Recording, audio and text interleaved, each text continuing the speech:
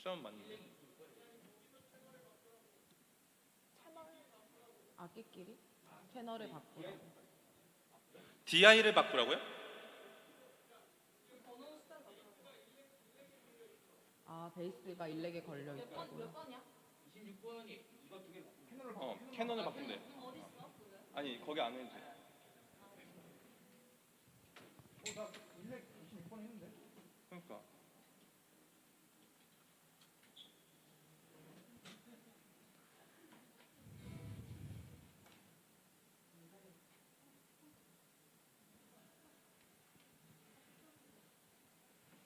네, 바꿨어요.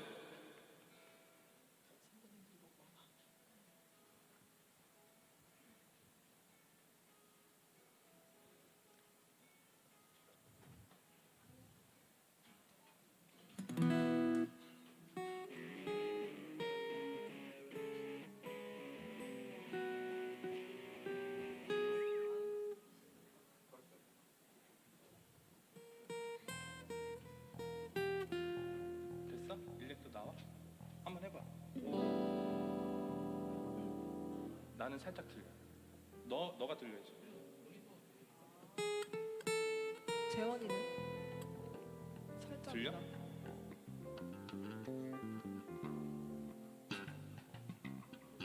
아,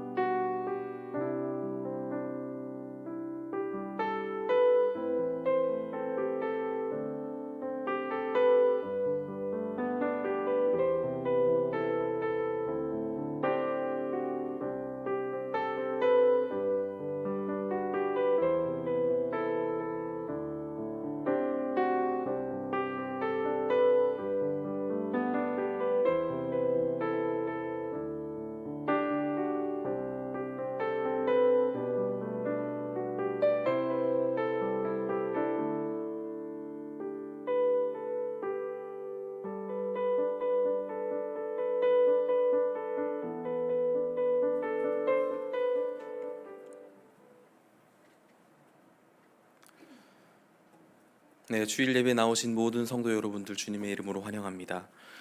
하나님은 영이시니 예배하는 자가 영과 진리로 예배할지니라. 다 함께 일어나셔서 사도신경으로 신앙 고백하심으로 하나님께 드리는 주일 예배로 나아가겠습니다. 전능하사 천지를 만드신 하나님 아버지를 내가 믿사오며 그 외아들 우리 주 예수 그리스도를 믿사오니 이는 성령으로 잉태하사 동정녀 마리아에게 나시고 본디오 빌라도에게 고난을 받으사 십자가에 못 박혀 죽으시고 장사한 지 사흘 만에 죽은 자 가운데서 다시 살아나시며 하늘에 오르사 전능하신 하나님 우편에 앉아 계시다가 저리로서 산자와 죽은 자를 심판하러 오시리라. 성령을 믿사오며 거룩한 공회와 성도가 서로 교통하는 것과 죄를 사하여 주시는 것과 몸이 다시 사는 것과 영원히 사는 것을 믿사옵나이다. 아멘. 자리에 앉겠습니다.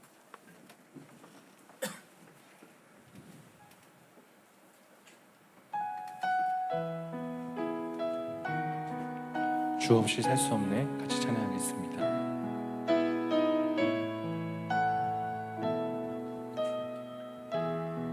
주 없이 살 수 없네. 죄인의 구주여 그 귀한 몸의 피로 날 구속하소서.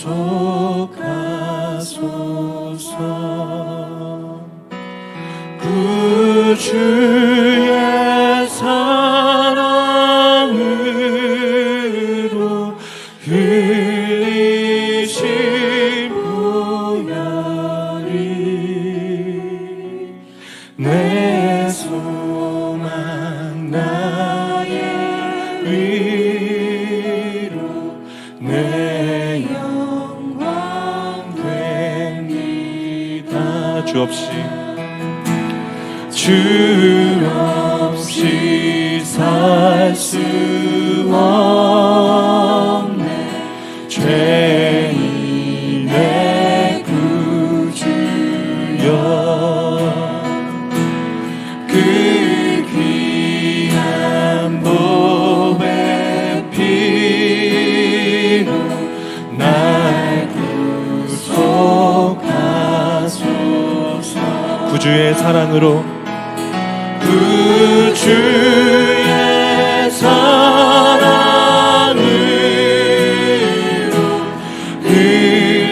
흘리신 보혈이 내 소망 나의 위로 내 영광 된 구주의 사랑으로 구주의 사랑으로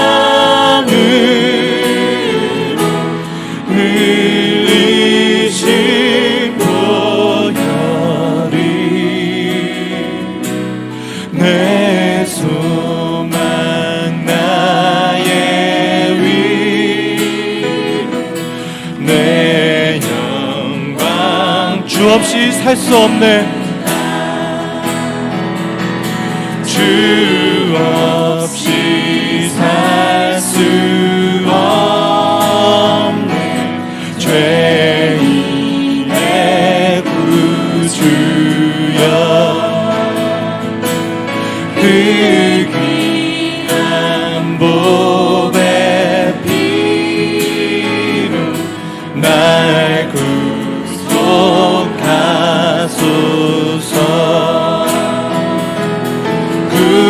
구주의 사랑으로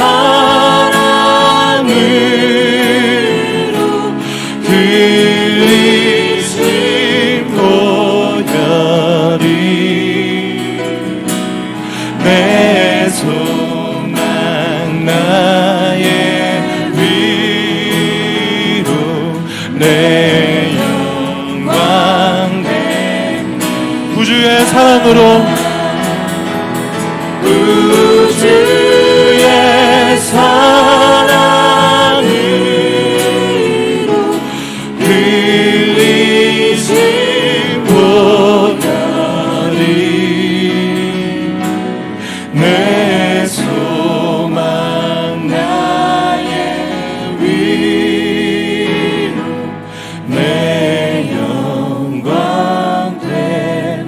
내 소망 나의 위로, 내 소망 나의 위로, 내 영광 됩니다.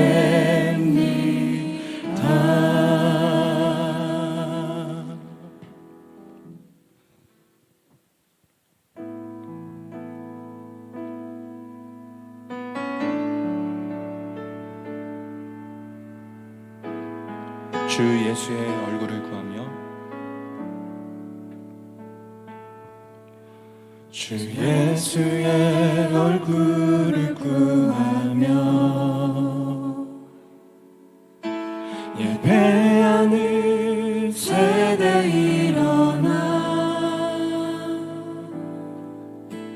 주 위에 살며 주 위에 죽으니 이것이 우리의 부르심. 살기 위해 주 따르지 않고 죽기 위해 주를 따르며 내 가진 것 모두 주를 위해 드리리. 주님의 일 행하시옵소서.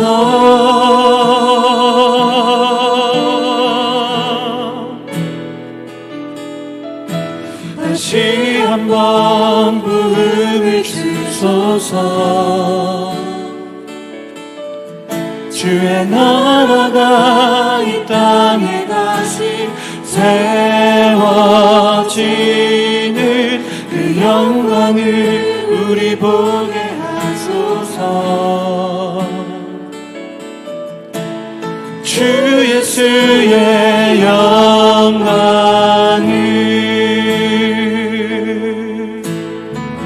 주 예수의 얼굴을 구하며, 주 예수의 얼굴을 구하며 예배하는 세대 일어나 주 위에 살며 주 위에 죽으니 이것이 우리의 부르심. 살기 위해 주 따르지 않고 죽기 위해 주를 따르며 죽기 위해 주를 따르며 내 가진 것 모두 주를 위해 드리리. 주님의 일 행하시옵소서.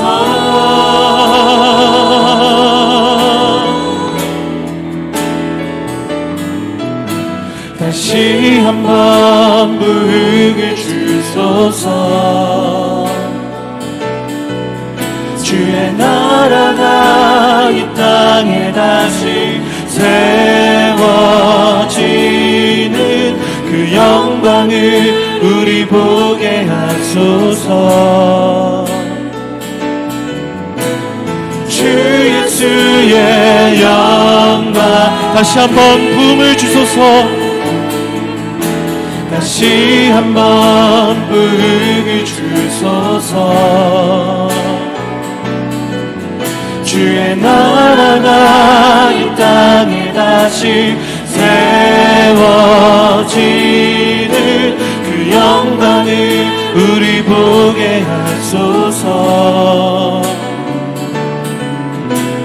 주 예수의 영 다시 한번 부흥을 주소서. 다시 한번 부흥을 주소서. 주의 나라가 이 땅에 다시 세워지는 그 영광을 우리 보게 하소서. 주 예수의 영 다시 한번 부흥을 주소서. 다시 한번 부흥을 주소서. 주의 나라가 이 땅에 다시 세워지는 그 영광을 우리 보게 하소서. 주 예수의 영광을.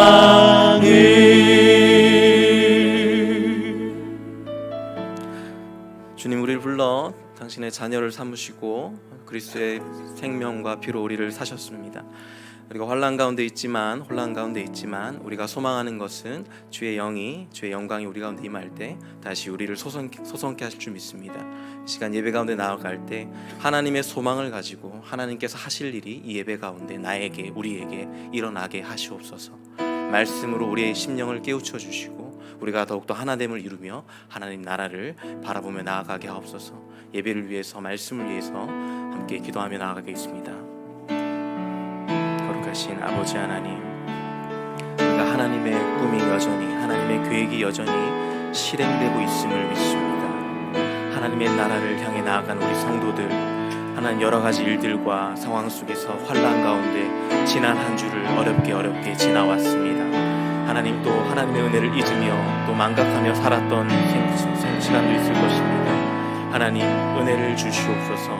성령님, 우리의 영혼을 깨워주시고 주께서 예수 그리스도를 통해서 아버지께서 하신 그 일들을 다시 기억하게 하시고 다시 우리의 영혼이 그것으로 말미암아 기뻐 소망하게 하시며 하나님의 영광을 즐거워하게 하시고 이 환난 가운데 다시 살아나게 하시는 역사가 이 예배 가운데, 우리의 심령 가운데 깨우쳐지게 하시며 하나님 기쁨으로 나아가게 하여 주옵시고, 말씀 전하시는 목사님에게 은총을 더하시며 은혜가 평강이 우리 온 성도들에게 말씀으로 흘러넘쳐가게 하여 주시옵소서.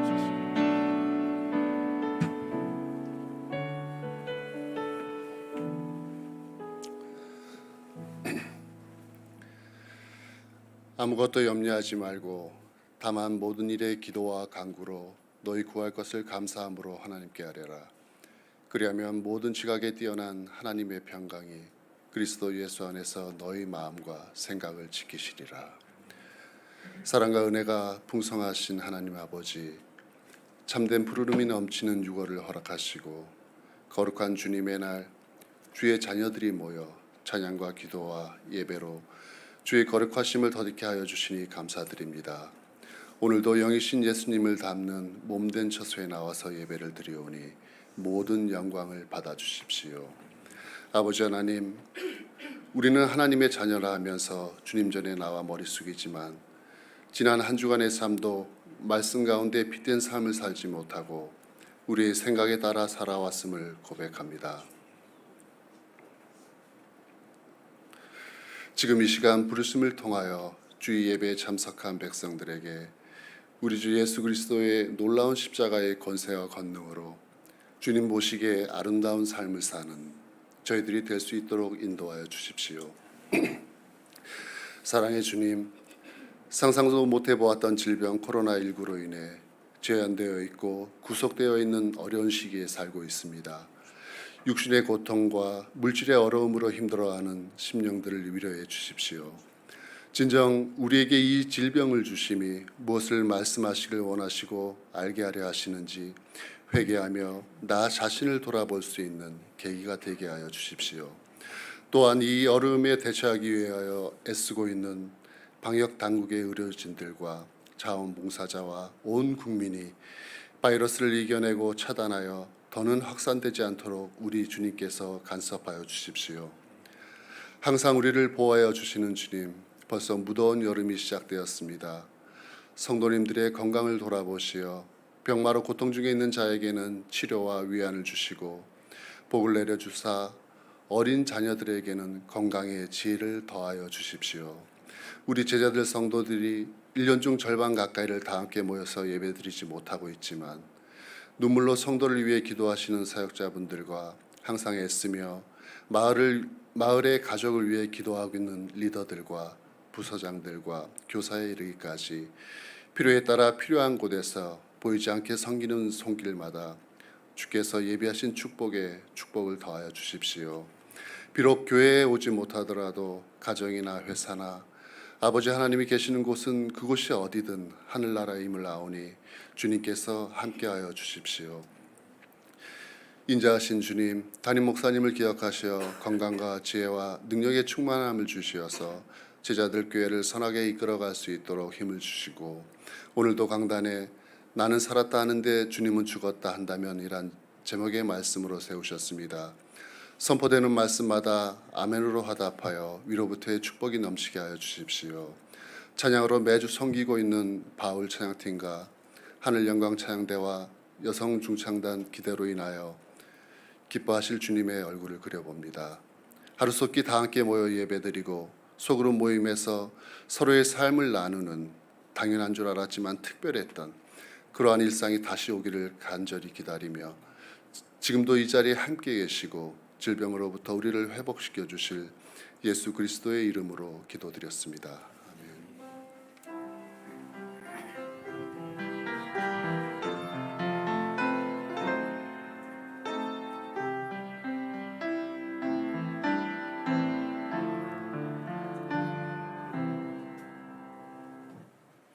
네, 이 시간에는 기대 중창단께서 나오셔서 찬양으로 하나님께 영광 돌리겠습니다.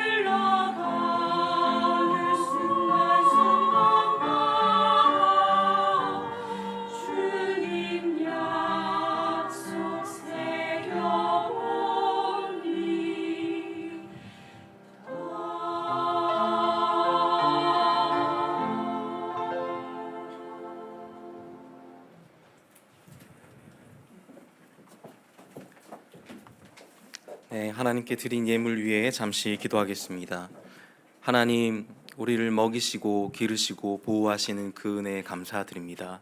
지난 한 주간 삶 가운데 하나님의 은혜를 기억하며 또 하나님께 나올 때 하나님 앞에 예물을 준비하여 나왔습니다. 주님, 감사함으로 또 소원함으로 또 우리가 하나님에 대한 믿음의 고백으로 드린 이 예물을 하나님 기쁘게 받아주시옵소서. 더 간절히 바라는 것은 이것이 정말로 교회와 성도와 하나님 나라를 위해 아름답게 쓰이도록 하나님 모든 영역에서 하나님의 선한 영향력이 나타나도록 사용하여 주시옵소서. 예물을 드림으로 우리의 마음도 드리며 우리의 마음을 드릴 때 우리가 온전히 하나님을 영화롭게 하는 그런 삶으로 인도하여 주옵소서. 감사드리며 사랑하는 구주 예수님의 이름으로 기도합니다. 아멘. 네, 이 시간 광고 드리겠습니다. 제자들 홈페이지 교회 생활에서 주보 내용을 더 자세하게 보실 수가 있습니다. 네, 주일 예배 안내입니다. 지난 주일부터 저희가 3부로 예배를 드리고 있습니다. 내용 참조하시고 2부, 3부에서만 온라인 유튜브로 예배를 실시간으로 함께 들으실 수가 있습니다. 제자들 교회학교 광고입니다. 교회학교 예배도 동일하게 오전 9시에 예배가 송출되오니 아이들과 함께 예배가 드려질 수 있도록 해주시면 감사하겠습니다. 네, 정기재직회 안내입니다. 오늘 3부 예배, 이 예배가 마친 직후에 유튜브로 바로 진행이 됩니다. 이 점 함께 정기재직회 잘 참여해 주시면 좋겠고요. 예배 순서 변경 안내 다음과 같이 링크에서 더 자세하게 참조하실 수 있습니다. 헌금은 들어오시면서 입구에 비치된 헌금함에 헌금하시면 되고 온라인 계좌를 통해서 헌금하실 수 있습니다. 네, 마을 리더 전체 모임 안내입니다. 이번 주일 토요일 오후 2시에 마을 상황들을 함께 공유하고 또 교회적인 상황을 나누면서 우리가 어떻게 해야 될지 좀 기도하며 모임을 갖기로 우리가 계획했습니다. 리더분들께서는 꼭 참여해 주시면 감사하겠습니다. 네, 마음으로 드리는 기도입니다. 지난주일 저희 처음 시작하였고 오늘 예배 전에 기도 제목들이 공유된 기도 제목들이 함께 올려졌습니다. 이와 같이 설교 말씀 중에 느끼시고 깨닫고 또 함께 나누었으면 하는 내용들 작성해서 주시면 또는 사진을 찍어서 보내주시면 저희가 다음 주 예배 때도 함께 묵상하고 기도하는 시간에 사용하도록 하겠습니다. 그리고 그 나머지 부분에 있는 기도와 신방 요청은 담당 교육자 외에는 전달하지 않고 내부로만 공유하도록 하겠습니다. 네, 주중 예배 계속해서 정상적으로 드려지고 있습니다. 예배에 참여하기를 원하시는 분들은 함께 나오셔서 예배 드리시면 되고요. 한 가지 특별한 광고는 가정 예배가 그동안 영상으로 송출이 되었는데 오늘 저녁까지만 영상 송출하고 이후에는 가정 예배 순서지는 계속해서 홈페이지에 올리도록 하겠습니다. 네, 아들람 기금 신청 안내입니다. 저희가 지금까지 여러분들을 이제 아들람으로 섬겨 왔는데 혹시라도 여전히 좀 어려운 분들 계시면 꼭 요청을 해주시면 감사하겠습니다. 네, 교우수 소식 안내입니다. 이남철, 김영분 집사님 가정 이사였습니다. 저희가 중보기도 제목이 격주로 한 번씩 나오는데요. 내용을 잘 보시면은 교우들 위한 기도 3번에 두 분이 올라와 있습니다. 윤혜자 바나바스 선교사님 모친이신데 금요일 날 수술 잘 하셨고 회복이 잘 될 수 있도록 기도해 주시고 또 이효림 집사님 아버님 폐 조직 검사가 잘 안 되고 있습니다. 검사를 할 수 없는 그 위치에 있어서 지금 지켜보고 있는 가운데 있는데 수술과 검사가 잘 될 수 있도록 특별히 한 가지 더 부탁드릴 것은 이효림 집사님의 시아버님 되시는 신광희 성도님께서도 최근에 담낭이 터지셔가지고 좀 굉장히 위급한 상황인데 수술이 잘 진행이 안 되고 있습니다. 특별히 기도를 해주시면 감사하겠습니다.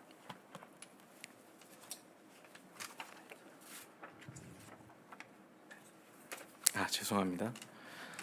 네, 다 함께 말씀 읽겠습니다. 요한계시록 3장 1절에서 6절 말씀 저희가 함께 교독하고 6절 말씀 합독하시겠습니다. 사대 교회의 사자에게 편지하라. 하나님의 7영과 7뼈를 가지신 이가 이르시되 내가 내 행위를 아노니 내가 살았다 하는 이름은 가졌으나 죽은 자로다.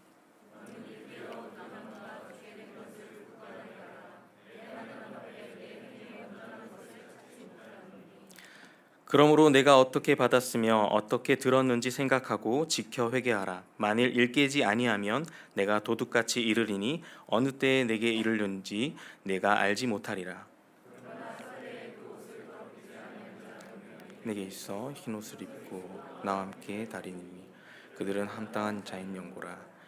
이기는 자는 이와 같이 흰 옷을 입을 것이요 내가 그 이름을 생명책에서 결코 지우지 아니하고 그 이름을 내 아버지 앞과 그의 천사들 앞에서 시인하리라. 귀 있는 자는 성령이 교회들에게 하시는 말씀을 들을지어다. 아멘.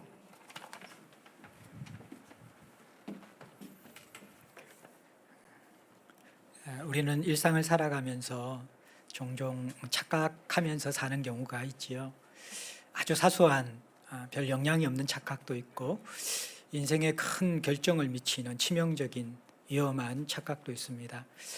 오늘 아침에 제가 2가지 급만정 정도에 해당하는 그러한 착각을 했는데 이제 주일날은 보통 이제 일어나자마자 계속 제 모든 모드가 말씀 묵상에 들어가게 됩니다. 씻을 때도 식사할 때도 계속 이제 말씀을 안에서 되뇌이면서 묵상하는데 제가 아침 식사를 이제 그 생식으로 계속해서 하고 있거든요. 그래서 이제 생식을 먹기 위해서 막 흔들어서 입에 넣는데 물만 있는 거예요. 그 생식 가루를 안 넣은 거죠. 그 옆에 있던 아내가 웃으면서 생식을 가져서 잘라서 넣어줬습니다. 그래서 흔들어서 마셨습니다. 그리고 다 준비하고 나서 열심히 이제 기대하는 마음으로 교회에 출발했습니다. 근데 목양실에 도착해서 보니까 신발을 벗는데 양복에 어울리는 제가 늘 주일날 신고 오는 검은 구두를 신지 않고 평상시 출근할 때 신던 캐주얼화를 습관처럼 신고 있는 저의 모습을 보았습니다.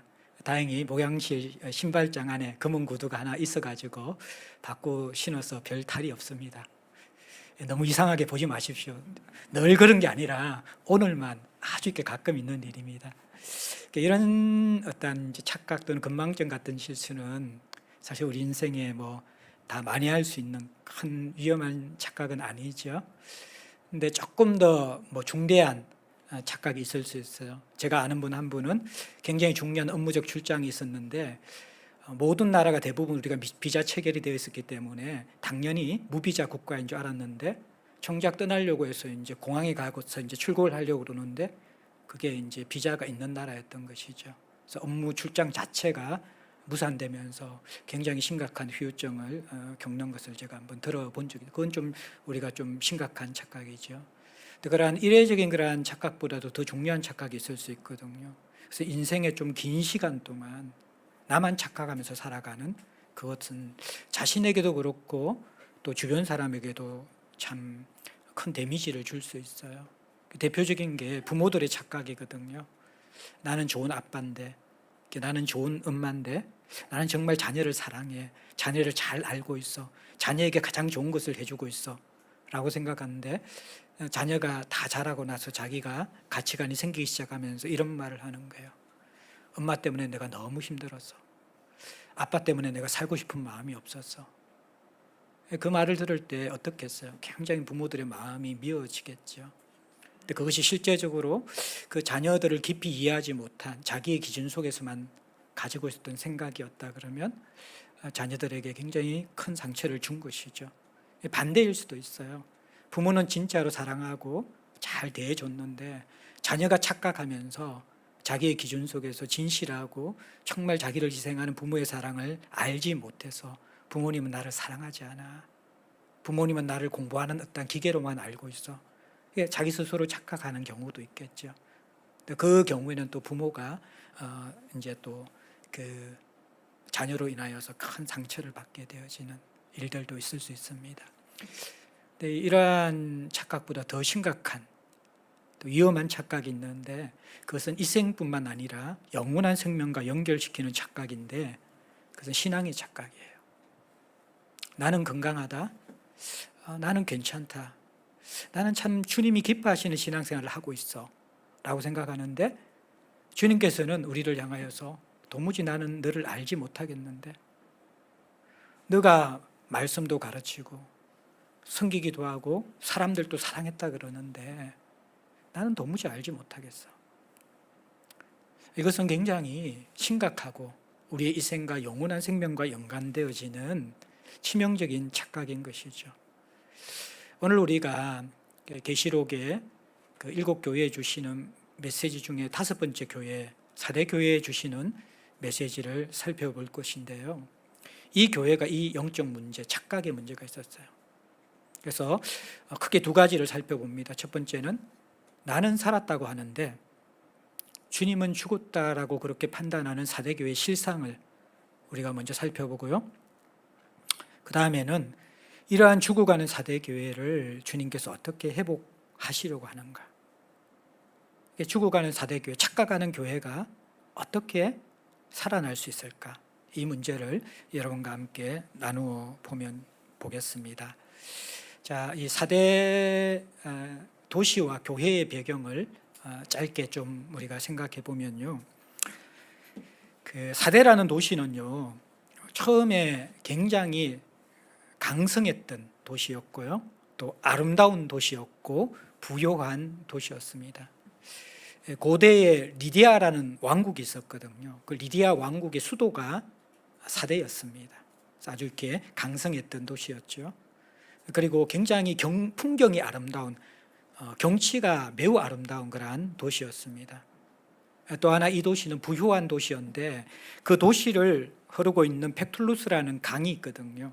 그 강에서 사금이 많이 채취되었습니다. 모래에 금이 섞여져 있는 것이죠.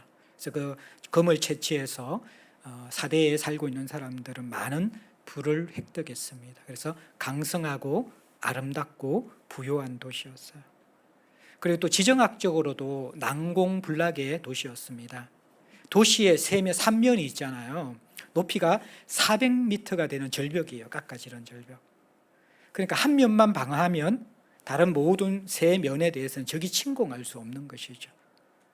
그런데 이 4대가 주전 546년에 페르시아에서 함락되게 되어지고 그 다음에 또 그리스에 또 로마에 함락되면서 점점 쇠퇴해가는 그러한 도시였습니다. 종교적 배경은요, 이 도시에 수호신이 있었는데 잘 알려지지 않는 시벨레라는 여신을 섬기고 있었어요. 그런데 그 알려지지 않는 여신인데 그 신전이 굉장히 어마어마했습니다. 가장 이 대표적인 그 초대교회 당신의 우상 신전이 에베소에 있는 아데미 신전이었거든요. 크도다 아데미요. 엄청난 그런 신전이었는데 그 아데미 신전의 규모에 필적할 만큼 큰 신전이 시벨레 신전이었습니다. 그게 이제 4대에 있었고요. 또 종교적인 또 하나의 배경 특이한 것은 가장 큰 유대인의 회당이 4대에 있었습니다. 4대 교회는 어떻게 설립되었는가? 배경은 알려져 있지 않습니다. 모릅니다.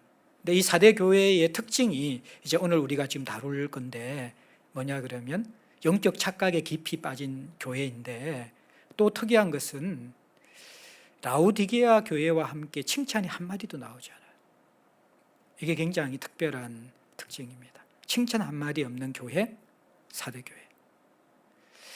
자, 이제 우리가 4대 교회의 영적 상태 본질을 좀 찾아볼 텐데, 살았다 하는 이름은 가졌는데 실상은 죽은 상태의 교회잖아요.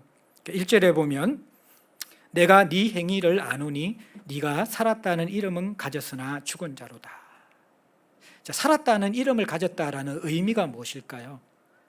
살았다라는 개념은 꿈틀거리고 생명력이 있고 건강성이 있고 그 실체와 열매가 있다라는 그러한 의미거든요. 그래서 4대 교회는 얼핏 보면요, 굉장히 칭찬받을 만한 교회입니다. 건강한 교회입니다. 이렇게 왕성한 활동이 있고요. 누가 보더라도 저 교회는 뭔가 성도들이 열성이 있네, 움직이고 있네, 열매가 있네, 실체가 있네, 건강하네, 그렇게 칭찬할 수 있는 그 상황의 교회가 바로 4대 교회라는 거예요. 그게 이제 살았다라는 그런 모습이죠. 그런데 내 행위를 안다고 하는 주님, 사람이 보는 것과 다르게 행위를 보고 그 행위를 안다는 주님은 4대 교회를 어떻게 평가하냐 그러면 실상은 죽은 자로다. 이게 죽은 자로다라는 이게 그 헬라어로 현재형 동사거든요. 그러니까 지금 죽어가고 있는 상태라는 거예요. 급속하게 죽어가고, 아주 이렇게 우리가 심각한 질병에 걸리면요, 빨리 이렇게 몸이 상해지면서 죽어가잖아요. 그 상태에 이런 영적인 그러한 심각한 상태에 이런 상황이 4대 교회의 상황이라는 거예요. 자, 혼란스럽죠. 분명히 살아있다고 사람들도 인정하고 자기들도 그렇게 느끼고 있는데 주님은 너 심각한 질병에 걸려서 죽어가고 있어. 누구의 진단이 더 정확할까요? 주님의 진단이 정확하지요. 우리가 암 환자들은 말기가 되기 전에는 거의 우리가 그 자기 자각 정세가 없는 암들이 많잖아요. 근데 자각 정세가 없다고 해서 환자의 진단이 그 사람의 진단이 더 정확합니까? 아니면 MRI를 검사하고 조직 검사를 하고 나서 그 상황에 대해서 당신은 지금 말기암으로 진행되고 있는 암 환자입니다라는 의사의 진단이 더 정확할까요? 분명 이제 의사의 진단이 정확하겠죠. 주님이 죽었다라고, 죽은 자라고 그렇게 이야기하는 이 사대교회의 영적 상태가 도대체 무엇일까요? 우리가 본문 전체를 통해서 조금 유추해야 되는데, 왜 유추해야 되냐 그러면요, 주님이 사대교회의 근본적인 이 본질적인 지적해야 될 문제를 본문 속에서 드러내지 않는다라는 거예요. 칭찬도 없는데요, 너 이게 문제야, 그렇게 지적하는 것도 없는 것이 사대교회예요. 우리가 칭찬받은 서머나 교회를 제외하고는 새 교회는 주님께서 문제를 다 지적해 주셨어요. 에베소 교회 어떤 문제였습니까? 너희들이 처음 사랑을 잃어버렸다, 이렇게 분명한 문제 지적을 하셨죠. 버가모 교회 어떤 문제였어요? 너희들이 발람과 니골라의 교훈을 받아들였다. 지난주에 살폈던 두아디라 교회 어떤 문제였어요? 너희들이 자칭 이세벨이라는 선지자를 용납했다. 다 문제를 정확하게 지적해 주시잖아요. 근데 사대교회는 보면 1절부터 6절까지 아무리 눈 닫고 찾아봐도 어떤 이단 문제 때문에 이 교회가 죽어가고 있는지, 아무그런 우상 제물 때문인지 음행 때문인지 정확하게 지적을 안 해주는 거예요. 그러니까 어려운 거예요. 근데 무슨 문제인가? 그래서 우리가 이 본문을 꼼꼼 씹어보면서 한번 우리가 이렇게 분석해 보면서 파악할 수밖에 없는데, 두 가지로 우리는 이 사대교회 영적 문제를 진단할 수 있습니다. 하나는 주님이 어떤 모습으로 나타났는가. 제가 계시록 이 교회에 주는 메시지를 전하면서 주님은 이 교회에 나타나실 때 의도를 가지고 나타나시잖아요. 어떤 의도예요? 그 교회의 영적 문제와 연결되어서 나타나요. 자, 그러면 1절에 주님이 어떤 모습으로 나타납니까? 7 영을 가지시고 7 별을 가지신 분이잖아요. 7 별은 7 교회의 사자들이고 7 영은 제가 계시록 처음 설교할 때 뭐라고 이야기했습니까? 7이라는 것이 충분하다, 완전하다라는 것이잖아요. 그러니까 7 영이라는 것은 우리의 신앙생활의 알파와 오메가 되시는 충분하고 완전하신 성령님, 그 성령님을 의미한다 그랬죠. 그러니까 이 사대교회의 7 영을 가지시고 주님이 나타나셨다라는 것은 사대교회의 근본적인 영적 문제가 무엇과 연관되어져 있다라는 거예요. 예. 그 성령과 연관되어져 있다라는 것이죠. 성령의 사역이 없는 교회다, 그렇게 생각할 수 있다라는 거예요. 두 번째, 이제 이 교회의 문제가 뭐냐 그러면 3절에서 회개하라 그러잖아요. 문제를 회개하라는 거잖아요. 어떤 문제를 회개하라고 합니까? 3절에 보면 네가 어떻게 받았으며 어떻게 들었는지 생각하고 지켜 회개하라 얘기해요. 어떻게 받고 어떻게 들었다라는 것은 무엇을 의미하는 것입니까? 사대교회 성도들이 처음 받고 들은 복음을 이야기하는 것이잖아요. 그러니까 지금 사대교회 영적 상태는 복음에 문제가 있다. 복음을 제대로 간직하고 있지 않다라는 거예요. 지키고 있지 않다라는 것입니다. 자, 이제 좀 통틀어 보면 사대교회 영적 진단을 어떻게 할 수 있을까요? 하나의 문제가 아니라는 거예요. 보세요. 2절에 보면요, 하나님 앞에서 내 행위에 온전한 것을 찾지 못했다 그러잖아요. 하나의 문제가 아니라 전체가 문제라는, 총체적으로 문제라는 거예요. 왜 총체적인 문제인가? 그게 복음과 상관없는 행동, 성령의 역사와 상관없는 그러한 교회의 활동, 이것이 사대교회가 지금 하고 있는 영적인 모습이다, 그렇게 이야기하고 있다라는 거예요. 참 이게 좀 두려운 것입니다. 복음 없이 성령 없이 사람 눈에 보기에 교회가 건강해 보일 수 있다라는 거예요. 무슨 대단한 실체가 있는 것처럼 느껴질 수 있다라는 것입니다. 사람들에게 칭찬받을 수 있다는 것입니다. 심지어 나도 살았다라고 자부하면서 자기 신앙을 자랑할 수 있다라는 것이에요.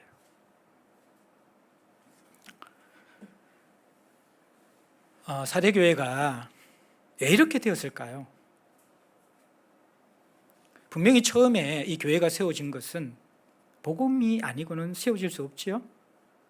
교회의 주인이신 성령의 역사가 아니면 세워질 수 없잖아요. 근데 지금 이 교회가 죽은 것도 아니고 겉으로 보기에는 계속 왕성해요. 근데 어느 순간 주님이 보실 때 너 본질에서 떠났구나, 복음이 없구나, 성령의 역사가 없구나, 그렇게 판단하신다라는 거예요.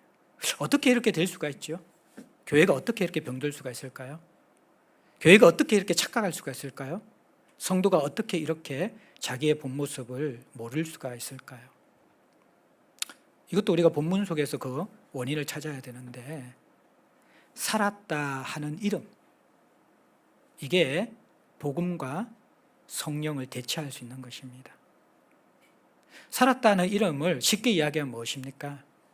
다른 사람도 자랑하고 나도 자랑할 만한 그 어떤 것, 이게 복음의 자리와 성령의 자리를 대체할 수 있다라는 것이지요. 우리 교회는 참 성도들의 숫자가 많아요. 새신자가 계속 들어오고 있어요. 우리 교회는 코로나 상황에서도 헌금이 줄지 않는 교회예요. 우리 교회에는 정말 좋은 훈련 프로그램이 많이 있어요. 우리 교회 방송시설과 음량은요, 방송국 수준을 능가해요. 우리 교회는 지역사회를 위해서 문화센터도 있거든요. 사람들에게 상담도 잘하고 있어요. 코로나 상황 가운데 우리 많은 재정을 지역사회에 베풀고 섬겼어요. 문제가 아니지요. 좋은 것이죠. 자랑할 것이죠. 그런데 그 행위의 이면의 중심 속에서 복음과 성령에 의한 감동, 그 말씀에 의해서 움직이는 것이 아니라 이미 그들이 가지고 있는 전통, 가치, 행했던 방식, 열심에 임해서 움직일 수 있다는 것입니다. 겉으로 볼 때는 똑같아요. 겉으로 볼 때는 똑같아요. 근데 찬찬히 깊이 들여다보면요, 없는 거예요. 뭐가요? 하나님 이야기가 없고요. 복음 이야기가 안 나와요. 교회 자랑은 하고, 목사님 자랑은 하고, 사람들 자랑은 하고, 교회 인프라 자랑은 하고, 프로그램 자랑은 하는데 진짜 있어야 될 메시지가 뭡니까? 예수 이야기 아닙니까? 복음 이야기 아닙니까? 그거 빠질 수 있다라는 거예요.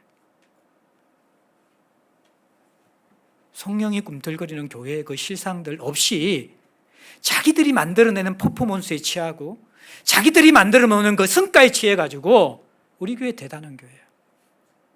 우리 교회 건강한 교회야. 우리 교회 왕성한 교회야. 충분히 그렇게 사대교회처럼 착각할 수 있다고 성경은 우리에게 말씀하고 있는 것입니다. 초라한 교회, 약한 교회, 종종 어떻게 보면 세상적으로는 쪼그라드는 교회에서는 사대교회 위험은 안 빠져요. 살았다는 이름 자랑거리가 없기 때문에 오히려 그런 교회는 더 가난하죠. 하나님, 우리에게 무엇이 없습니까? 어떻게 주님을 더 사랑해야 됩니까? 어떻게 더 이 교회가 교회됨을 위해서 무엇이 우리에게 필요합니까? 기도할 거예요. 그런데 처음에는 분명히 복음으로 시작했고 성령으로 시작했는데 어느 순간 복음 없이 성령 없어도 교회가 잘 굴러갈 것 같은 그런 느낌적인 느낌이 있는 교회 상태가 될 수 있다는 거예요. 착착착착 전문가가 요소에서 다 있고 세상에 어떠한 이 모든 그런 기술들 버금가고 오히려 그것을 넘어서는 재력과 모든 그런 기술들이 다 갖추어져 있고 뭐 하나 하자 그러면 엄청난 퍼포먼스를 일으켜낼 수 있는 그러한 인재들이 버글버글거리고 대단한 교회잖아요. 그 자체가 잘못됐다는 게 아니에요. 근데 시간이 지나면서 사람들이 착각할 수 있어요. 기도할 필요 없거든요.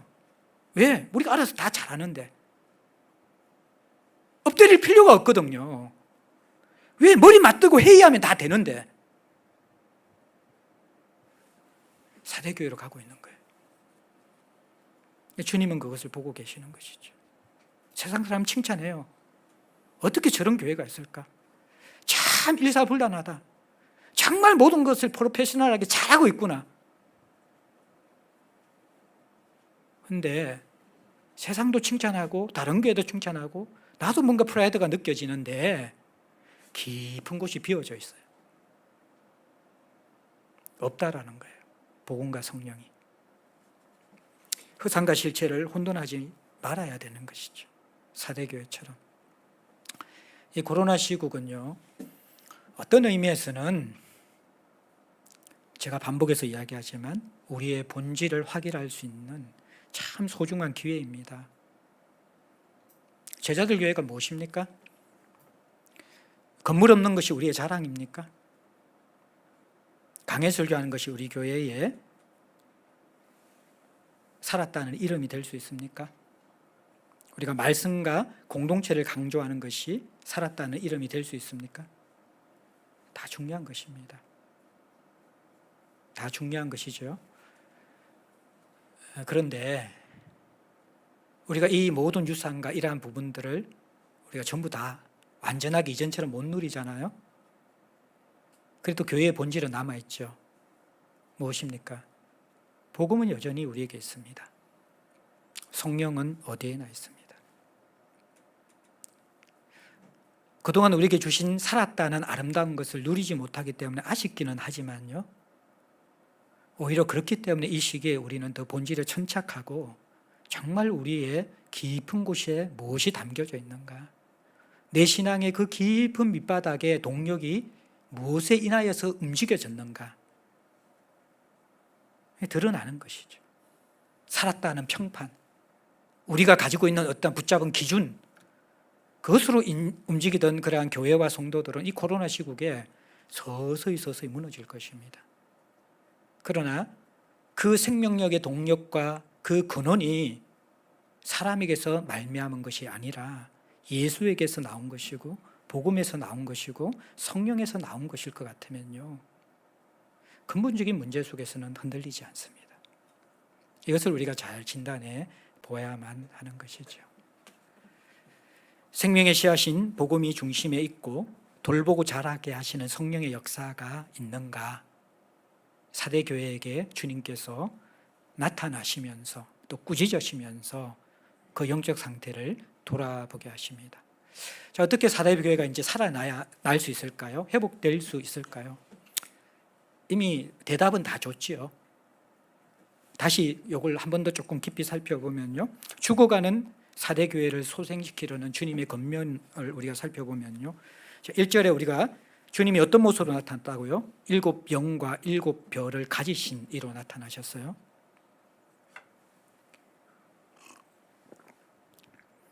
성령의 역사를 경험해야지 활동 중심의 교회에서 생명 중심의 교회가 됩니다. 성령만이 교회에서 하실 수 있는 게 있어요. 그게 뭡니까? 생명의 역사입니다. 거듭남은요, 말씀을 통해 성령께서 하시죠. 회심은 사람의 중심을 쪼개고 변화시키는 것은 말씀을 사용하시는 성령님만 하실 수 있는 거예요. 예수를 닮아가는 성화, 성령이 아니면 우리 안에서 일어나지 않습니다. 최종적인 구원의 승리인 영화, 성령이 아니면 일어나지 않습니다. 사대교회의 문제는요, 어떻게 보면 갈라디아 교회처럼 성령으로 시작했다가 육체를 신뢰하며 자기 열심으로 나가는 그런 교회로 자꾸 이렇게 바뀌어져 가고 있다는 거예요. 저희 교회가 참 조심스럽기는 해요. 우리가 이 부분에 대해서 얼마나 건강한가. 우리가 오순절 교회가 되자는 말이 아니에요. 은사 집회를 하고 성령 운동을 하자는 그 말이 아니라, 우리는 코로나 상황에서 교회에 앞으로 나아갈 길을, 또 우리 각자의 개인의 인생의 그 문제들을 근본적으로 어떻게 해결하는 것이 바른 방법인가? 분명히 분석도 해야 되고 회의도 해야만 될 것입니다. 그런데 정말 성령을 의지한다 그러면 우리의 모습이 뭐부터 나타날까요? 멈추어 서서 주님 앞에 엎드리는 모습으로 시작될 것입니다. 그것이 가정에서든 교회에서든 어떻게 보면 기도와 예배로 시작하는 것, 그것이 성령을 인정하는 성도의 가장 기본적인 자세가 아닐까요? 코로나 시국이기 때문에 우리가 모여서 막 북적거리는 예배를 드리자는 그 말이 아닙니다. 다 새벽기도 나와서 막 이 떠나가도록 기도하자는 그 말이 아닙니다. 정말 돌아보자라는 것이죠. 내가 어떤 힘 때문에 살아왔는가, 무엇 의지하면서 살아왔는가를 이 시기에 우리가 잘 돌아보자라는 것이죠. 우리에게는 조금 더 많이 기도해야만 합니다. 우리에게는 조금 더 우리의 골방과 우리의 개인의 자리에서 예배의 모습을 더 깊이 좀 회복해야만 합니다. 그게 성령을 의지하는 굉장히 중요한 우리의 겸손한 자세이거든요. 염려는 많고 걱정은 많고 말은 많고 이것저것 대안은 많이 쏟아내는데 그 속에서 진짜 우리의 깊은 곳 속에서 하나님을 의뢰하는 가난한 마음으로 성령을 구하는 그 태도가 무너진 가운데서 우리가 대안을 만들고 또 우리의 신앙의 문제들을 해결해 가려고 할 때에 어쩌면 더 꼬이게 될 것 같아요. 더 답답하게 될 것 같아요. 사실은 답이 없을 수 있거든요. 답은 예수밖에 없잖아요. 복음밖에 없잖아요. 전능하신 하나님밖에 없잖아요. 그 하나님이 거의 대부분 다 하고 그 하나님의 주권에 우리의 작은 것이 사용되어져서 문제가 해결될 수 있는데 때로는 우리가 열심히 일하다 보면 착각이 뭡니까? 내가 99%하고 1% 주님이 채워줘야 된다는 착각을 할 때가 많이 있다는 것이죠.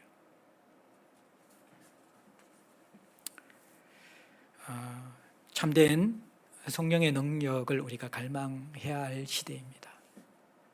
많은 교회가 4대 교회가 되고 가고 있어요. 초라한 교회보다도 좀 건강하다는 교회, 뭔가 프라이드가 있는 교회, 살았다고 하는 이름을 가진 교회가 조금 지나면 성령 없어도 너무 교회가 잘 운영되거든요. 두 번째 회복은요, 2절부터 4절까지 나오는 회개의 메시지인데 복음의 생명력을 다시 일깨우라는 거예요. 3절부터 보면요, 네가 어떻게 받았으며 어떻게 들었는지 생각하고 지켜서 회개하라. 지키라는 말은 뭡니까? 너 복음을 아는 것 같지만 지키고 있지 않다라는 것입니다. 2절에 일깨우라는 말은 왕성한 활동은 있지만 영적으로는 빈사 상태에 있다라는 것이죠. 무엇이 없었어요? 복음의 생명이 그 속에서 스며들어 있지 않기 때문에. 이번 제자들 링크 여러분들, 제자들이 간다란 잘 보십시오. 여기 예배에 참석한 한 우리 분이 복음에 대한 감격을 뜨겁게 나누고 계시잖아요. 그러면서 그분이 그 고백을 하더라고요. 우리 그루터기 모임에서 풍성한 삶의 초대에 그것 했었거든요. 하다가 코로나 때문에 지금 뭐 뒤죽박죽이 됐는데, 근데 이분이 그 복음을 소개하는 그 내용을 꼼꼼히 묵상하고 읽고 너무 감동받아서 이게 그 내용을 사파로 다 그렸어요. 그걸 제가 보면서 깜짝 놀랐어요. 야, 이거는 정말 복음에 완전히 빠져서 몇 번이고 묵상하고 곱씹고 자기 것으로 만들지 않으면 나을 수 없는 그림이에요. 그러면서 그 복음의 감격이 가득 채워지는 것을 봐요.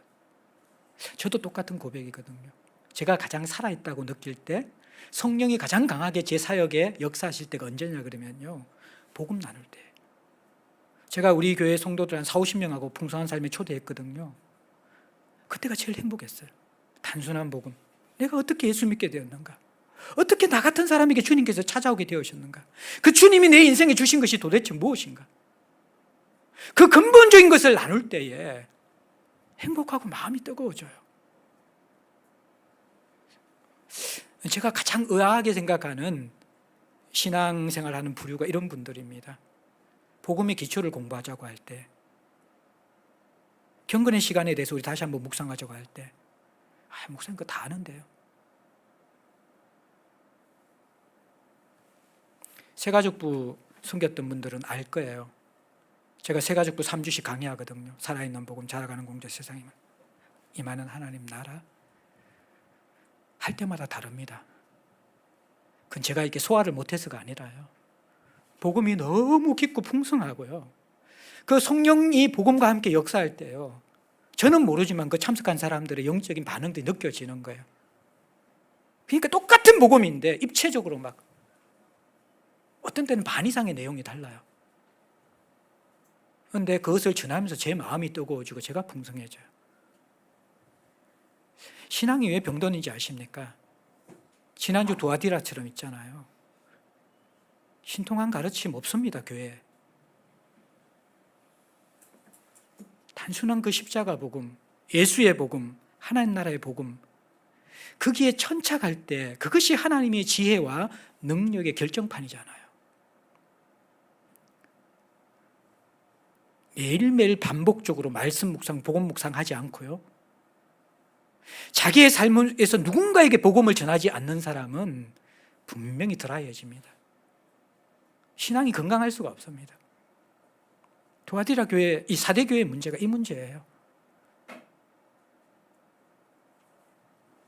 받고 들은 복음의 그 본질됨과 중심성을 놓쳐버린 것이죠. 복음이 무엇이라고 이야기하는가? 말씀이 무엇이라고 이야기하는가? 그게 서서히 빠져나가면서 그동안 우리에게 습득되어진 경험, 이렇게 하면 더 잘 된다라는 우리의 가치들, 그것들이 불쑥불쑥 올라가기 시작하면요, 그때부터 우리가 신앙이 병들기 시작하는 것입니다. 이건 목회자의 위험이기도 하거든요. 자꾸 새로운 말씀 전하고 싶어하는 유혹, 깊은 말씀 전하고 싶어하는 유혹, 그런 거 없습니다. 그거 듣고 싶으면 제가 지난주에 이야기했잖아요. 이단 찾아가십시오. 들어보지도 못한 희귀한 말씀 들을 수 있습니다. 우리가 정말 이 단순한 복음에 다시 천착해야만 돼요. 다 안다고 생각하는 것, 그것은 복음을 모르는 사람이에요. 진짜 성령을 모르고 복음을 모르는 사람의 문제가 4대 교회 문제거든요. 그거 왠지 알아요? 진짜 모르는 사람 착각하는 거예요.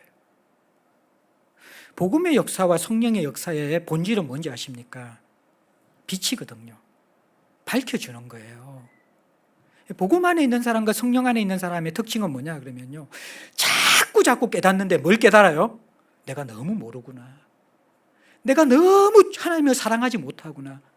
정말 내가 내 자신도 모르고 있구나. 이거 깨닫는 사람, 복음 안에 있는 사람이, 성령 안에 있는 사람들이에요. 그런데 어설픈 사람들의 특징이 뭔지 아세요? 다 아는 것 같이 생각해요. 진짜 복음을 못 부딪힌 거예요. 바울 보세요. 율법 박사가 되었을 때 자신감 있었잖아요. 다 아는 것 같았잖아요. 다메섹에서 성령 만나 깨트려지고 나서는 어떻게 됩니까? 아무것도 몰라요. 소경이 되는 거예요. 인도해 줘야 되는 거예요. 착각은 누구에게 일어난지 아십니까? 진짜 본질을 잃어버린 사람은 늘 착각하면서 합니다. 말씀이 없이 복음이 없는 사람은요, 자기를 정확하게 진단하지 못합니다. 이게 4대 교회의 진짜 심각한 문제입니다. 여러분들 보세요. 우리가 하나님이 보시는 눈으로서 심각성을 같이 공감해야 되잖아요. 어떻게 보면 우상제물 먹는 것, 음행하는 것,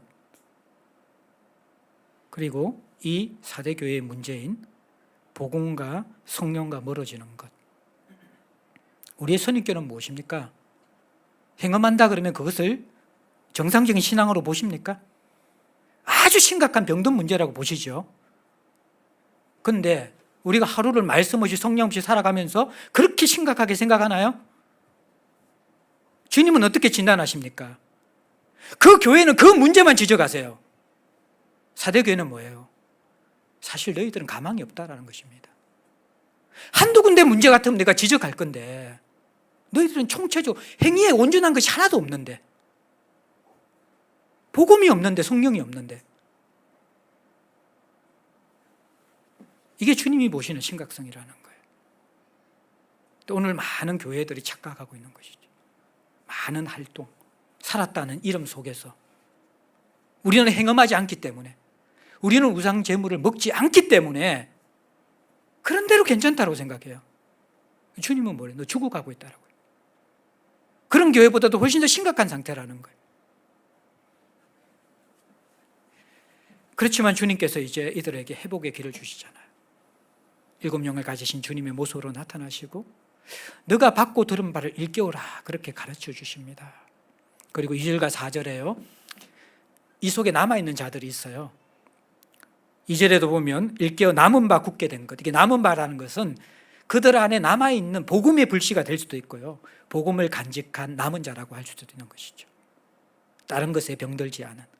4절도 마찬가지예요. 사대에 그 옷을 더럽히지 아니한 몇 명이 있어 흰 옷을 입고 나와 함께 다닌다. 이제 이들이 불씨가 된다라는 것이죠. 교회는요, 열심도 중요해요. 열심히 필요하죠. 근데 진짜 교회의 생명은 어떤 사람이 일으키는 것입니까? 말씀에 뿌리 박고 성령의 역사하심을 민감하게 경험하고 있는 사람. 그 사람이 남은 자이고 그 사람이 교회의 소망이고 그 사람이 죽은 상태를 살릴 수 있는 사람이라는 것입니다. 그게 주님은 사대교회의 소망이고 희망이다 그렇게 보고 계십니다. 그러면서 마지막으로 이제 5절 6절에 보면 너희들은 이기는 자가 되고 듣는 자가 되라 그렇게 이야기합니다. 자, 이기는 자는 제가 말씀드렸죠. 이기기 때문에 받는 주님이 주신 상급일 수도 있지만 이 그들이 처한 영적 상태를 이기게 하는 하나님께서 주시는 대안이 되는 것이 바로 이기는 자에게 주시는 상급이거든요. 3가지가 나와요. 하나는 뭐예요? 흰옷을 입게 하겠다. 두 번째는 뭐예요? 그 이름을 생명책에 기록하겠다. 세 번째는 뭐예요? 아버지와 천사 앞에서 너를 인정하겠다라는 것이죠. 자, 이게 사대교의 영적 상태와 어떤 상관이 있는가? 자, 흰옷이라는 것은 구원의 여정과 상관이 있어요. 정결함이죠. 그러니까 이것은 이제 중생, 거듭남, 성화, 영화를 다 포함하는 것입니다. 흰옷을 입었다라는 것은 무엇입니까? 겉으로 왕성한 활동을 하는 교회가 아니라 성령을 통해서 구원의 역사에 동참하고 있는 교회라는 상징입니다. 그 안에서 회심이 일어나고 성장이 일어나고 예수를 닮아가는 모습이 일어나고 있는 모습이 흰옷을 입고 있다는 것이죠. 저희 교회가 던져야 될 심각한 질문이 우리 교회는 1년에 얼마나 회심하고 있는가, 또 세례를 주고 있는가. 제가 가장 큰 목양적 짐입니다, 사실은.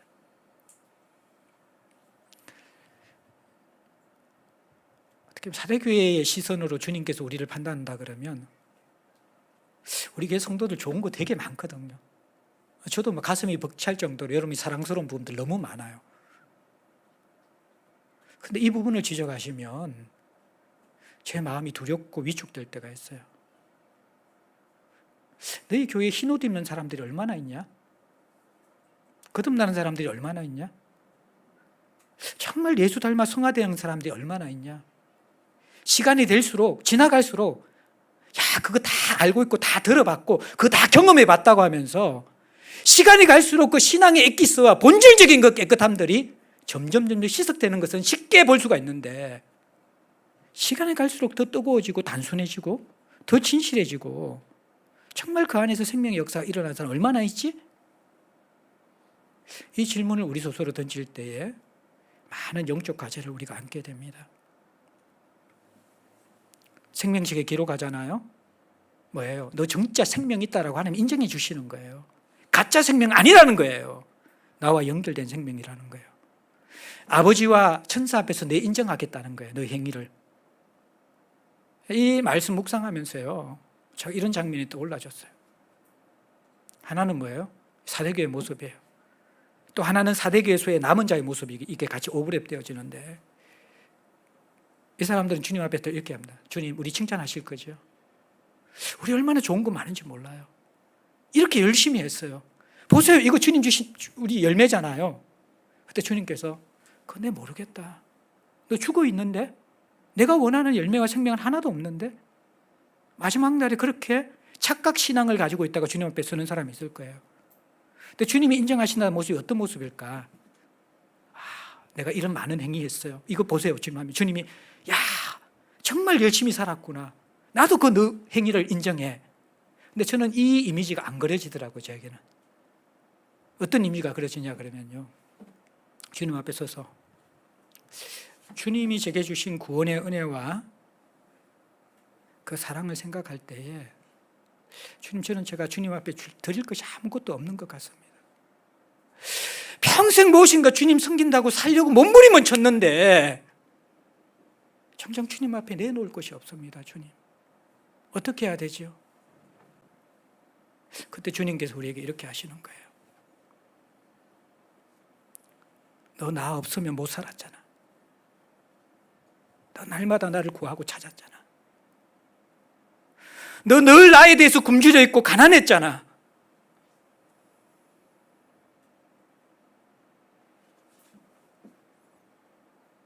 늘 너 인생 내가 붙들어 주지 않으면 안 된다고 그렇게 고백했잖아. 그게 내가 찾던 행위야. 그게 내가 인정하는 행위야. 그게 복음과 성령에서 나온 내가 인정하는 진짜 자녀의 삶이야.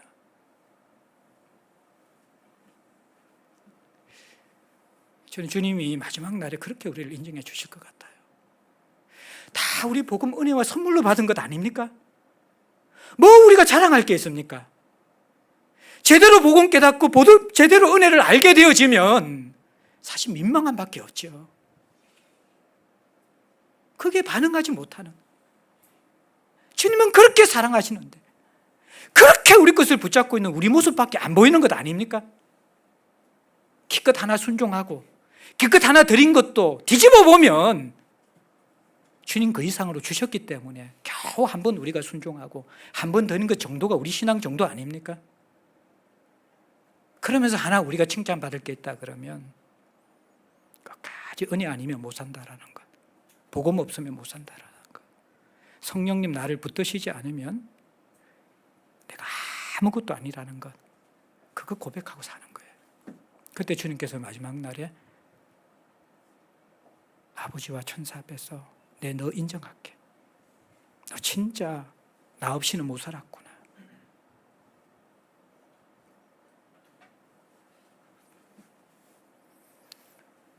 귀 있는 자는 성령이 교회들에게 하시는 말씀을 들을지어다. 성령이 하시는 말씀이 들릴 때만이 우리의 착각하는 시선이 풀려지게 됩니다.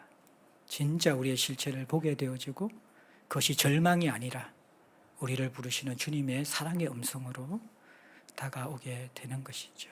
이 코로나 상황에 주님의 만지심이 있기를 주의 이름으로 축복합니다.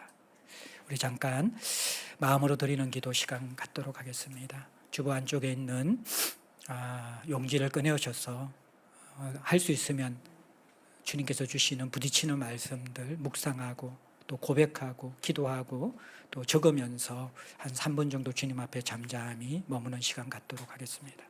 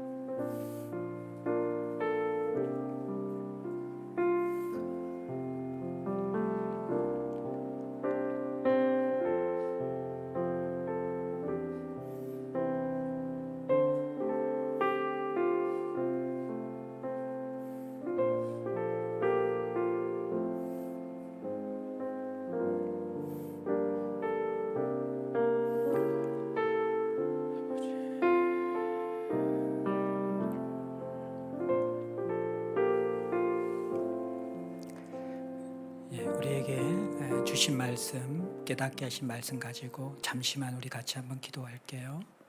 같이 한번 기도드리겠습니다. 하나님 아버지, 우리가 주님 앞에 나아갑니다.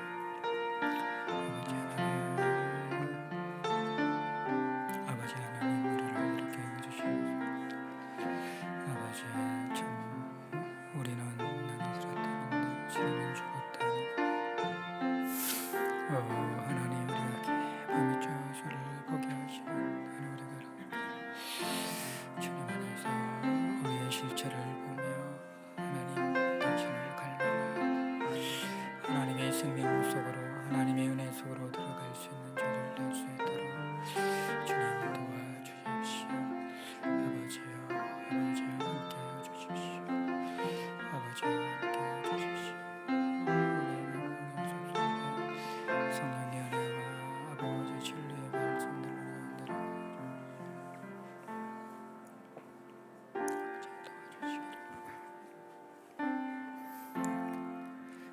아버지 하나님,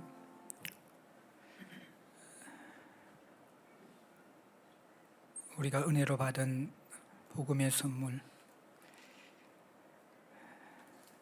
우리에게 생명을 주시고 예수 닮게 하시는 성령의 역사, 그것이 우리의 첫사랑의 감격이었고 우리가 꿈틀거리고 살아있는 신앙의 원동력이었는데 우리도 모르는 사이에 이것이 다 빠져나가고 살았다는 이름으로 자랑하는 우리의 행위에서 난 것만 가득한 사대교회가 되지 않도록 저희들을 일깨워 주시옵소서.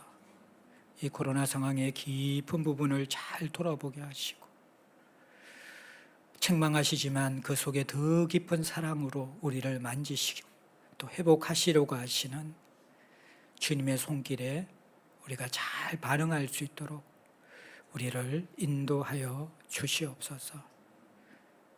아버지, 제자들 교회에 복음이 깊이 뿌리내리게 하여 주시고 우리가 다 안다 생각하지 아니하고 정말 겸손하게 이 복음 안에서 우리의 삶의 길을 찾고 복음을 전하면서 우리의 신앙이 더 풍성한 생명을 얻게 하여 주시옵소서. 아버지, 성령님, 우리의 주인이고 생명의 근원이고 교회의 모든 것이라는 것들 다시 한번 우리에게 일깨워 주시어서 기도의 자리, 예배자의 자리, 하나님 앞에 굶주린 자리, 의에 목마른 자리 다시 회복하는 저희들 되게 하여 주옵소서. 예수님 이름으로 기도합니다. 함께 일어나셔서 주기도문 찬양하고 축도로 예배를 폐하겠습니다.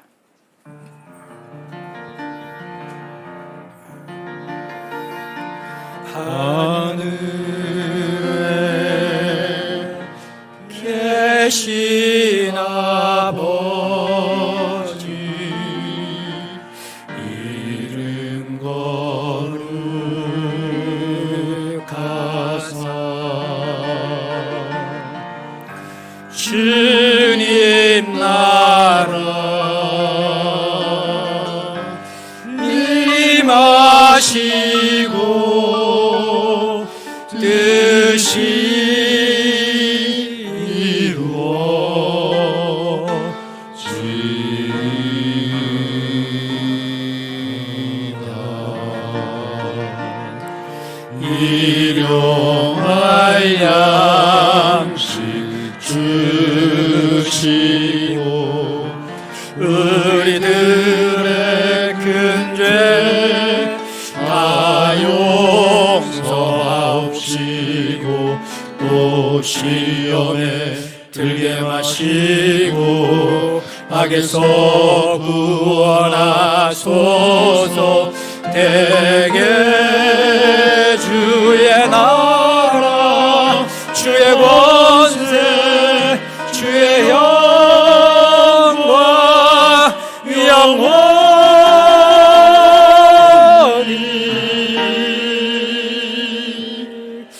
아멘.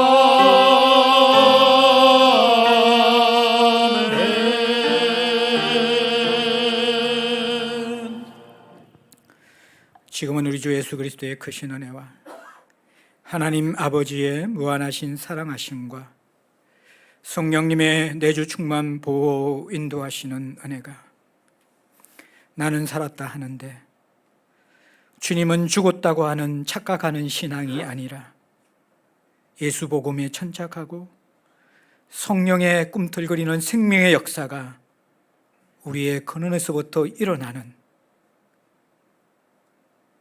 주님 앞에 우리는 아무 공로 없으나 은혜로만 살아가고 주님은 우리를 보면서 너는 나 아니고 다른 것에 기웃거리지 않고 나만 의지하며 살아왔다라고 인정하는 그 참된 모습을 회복하고 누리기를 소망하는 사랑하는 제자들 권속들 머리 위에와 이들의 삶터와 일들 가운데 이제로부터 영원토록 함께 계실지어다.